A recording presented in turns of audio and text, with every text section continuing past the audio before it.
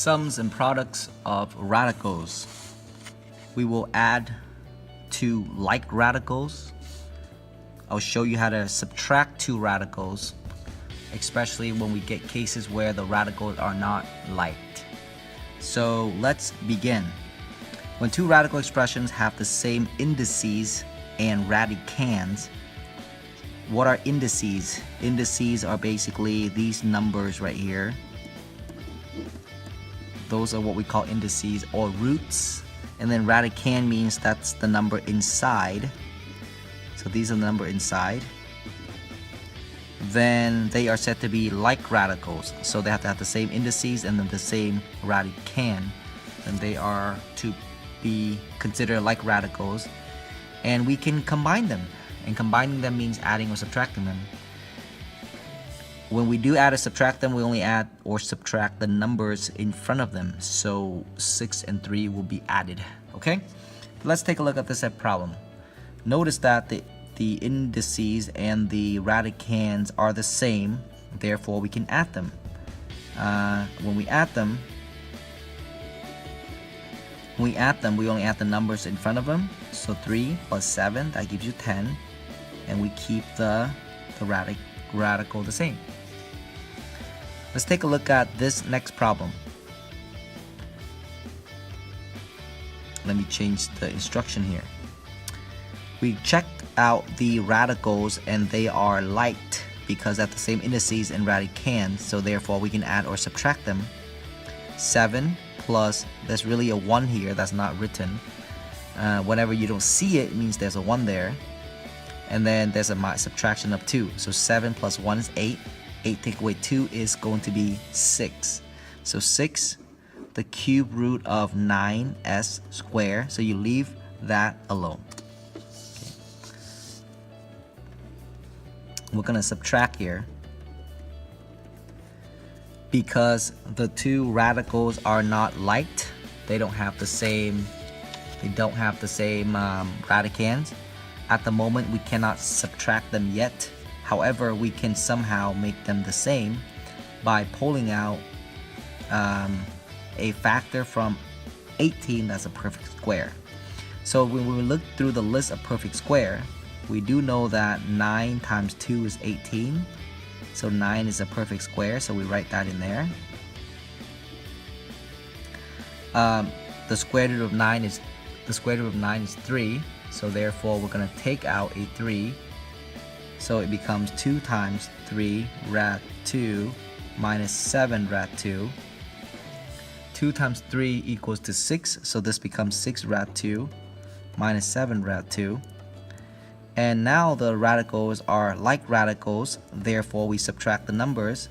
6 take away 7 is negative 1. So therefore, you have negative rad 2. And you're done. Okay, so what did we just do? We started with two radicals that are not liked, and we made them like so that we can subtract them. Let's try this problem. 81. So what is the largest perfect cube that goes into 81? Well, that would be 27 times 3. So 27 times 3 minus, what is the largest perfect cube that goes into 24? 8 times 3. 8 is a perfect cube. So for 27, we know that 3 cubed give us 27. So we can take out a 3. For the 8, we know that 2 cubed give us 8. So we can take out a 2. The radicals are not liked, therefore we can subtract them. So 3 take away 2 is 1. So you have the cube root of 3. Now, let's talk about multiplying two or more radical terms. To multiply a monomial, which is one term, with a binomial, especially the fact that it contains radical, we simply distribute them. So what do we get here? We get y times rad 2 plus rad 2 times rad 7 and that will become radical 14. And we're done, because we can't do anything else besides that. When you multiply two binomials that contains radical, you would distribute them. So take the number 4 and distribute that to everything. Take rad 7 and also distribute that to everything. So what do we get? We get 4 times 3 plus 2 root 7. So 4 times the whole thing plus root 7 times the whole thing. So when you distribute these, you get 12 plus 8 root 7. And when you distribute this, you get 3 times root 7. Can't really multiply them together. And when you distribute that, you get 2 times root 49, because root 7 times root 7, that means you can multiply the numbers under the radicals together. That becomes 49. So we get, what do we get here? We get 12. Now this is like radicals, so we can add them, so that becomes 11 root 7. And then this becomes 2 times 7, 2 times 7, because the square root of 49 is 7. And that becomes, this becomes 14. So 14 plus 12 is 26. You have 26 plus 11 root 7, and you're done.